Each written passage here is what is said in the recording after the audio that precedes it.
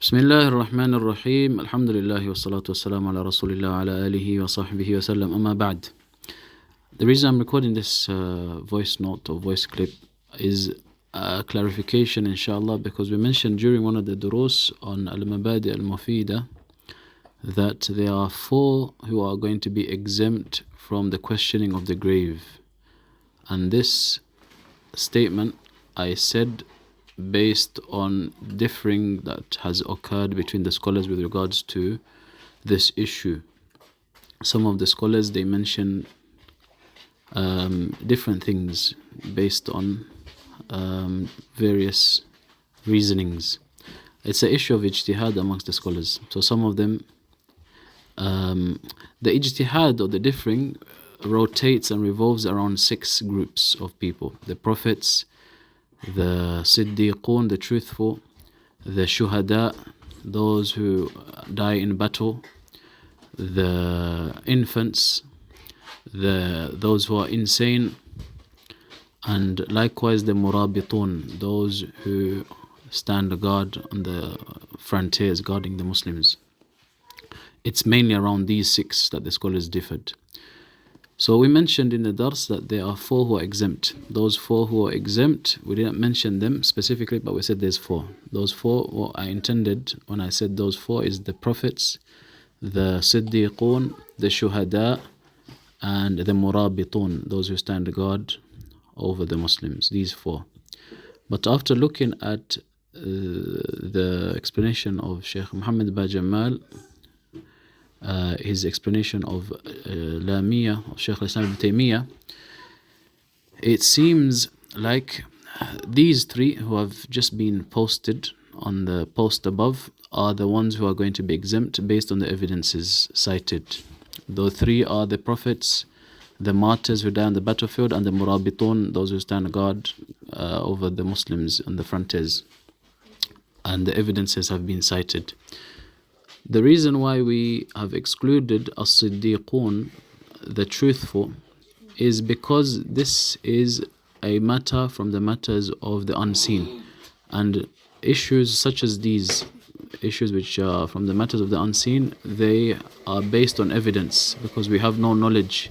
We cannot speak about them except based on what is informed and given to us of knowledge based on the Quran and the Sunnah. So we have no clear evidence to exempt the siddiqun. The argument for those who exempt the siddiqun is the fact that the siddiqun are superior in excellency and they are better than the shuhada, because Allah subhanahu wa ta'ala, He said in Surah An-Nisa, وَمَنْ يُطِعِ اللَّهَ وَالرَّسُولِ فَأُولَٰئِكَ مَعَ الَّذِينَ أَنْعَمَ اللَّهُ عَلَيْهِمْ مِنَ النَّبِيِّينَ وَالصِّدِّيقِينَ وَالشُّهَدَاءِ. So as-siddiqun, they were mentioned before as-shuhada. Their level is higher. And because their level is higher, they said, based on qiyas awlawi, based on al-qiyas al-awlawi, which is someone who is higher in excellency deserves to be exempt more so than the one who is of a lower degree. The one who is a lower degree is the shuhada, the martyrs who die on the battlefield. The martyrs who die on the battlefield are exempt, and we have clear evidence to exempt them.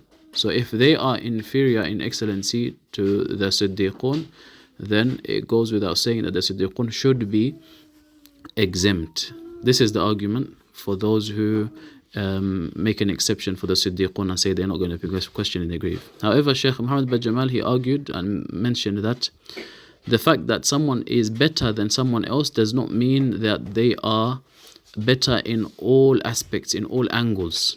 Because we see that in the evidences, those who are lesser in degree, in excellency, they have specific virtues which those who are superior to them do not have. Like for example, when Sa'd radiallahu anhu died, the throne of Allah shook, and it's never shook for anyone.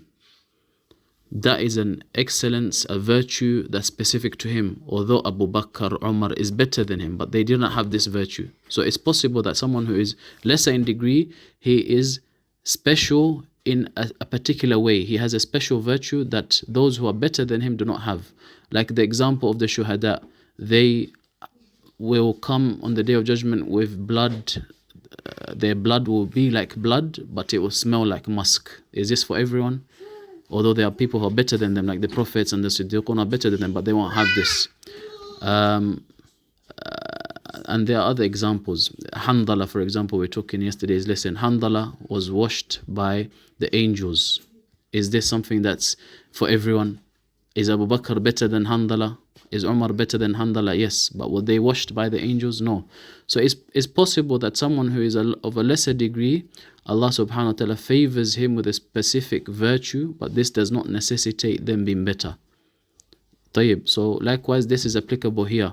The fact that the shuhada have been given, and the murabitun also, they are of a lesser virtue than the siddiqun, but it does not necessarily mean that just because they are lesser, that the virtues all apply to the siddiqun as well, because they are superior to them. So this particular issue could be an example of someone who is less in virtue being specified and given a virtue that's not given to those who are superior to them.